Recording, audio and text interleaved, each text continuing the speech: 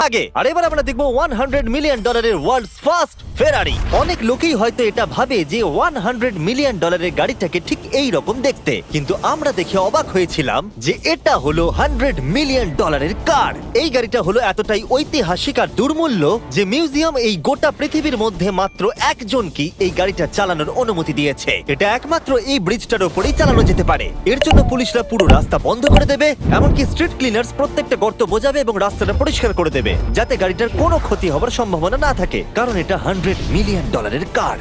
এটা ক্রেজি হতে চলেছে। অলরাইট, এবার আমরা ব্রিজে উঠলাম। ও মাই গড, ওই দেখো $100 মিলিয়ন গাড়ি রাস্তায় চলছে। ও আমার টুপিটা পড়ে গেল। ওর টুপি আবার পড়ে গেছে।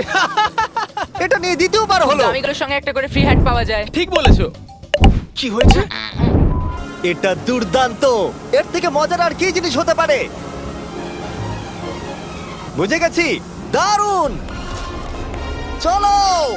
ও মাই গড, এটা দুর্দান্ত। আমি আশা করবো তোমরা ভিডিওটাকে এনজয় করেছো। এবার ব্রিজে একটা বম ফাটিয়ে দাও।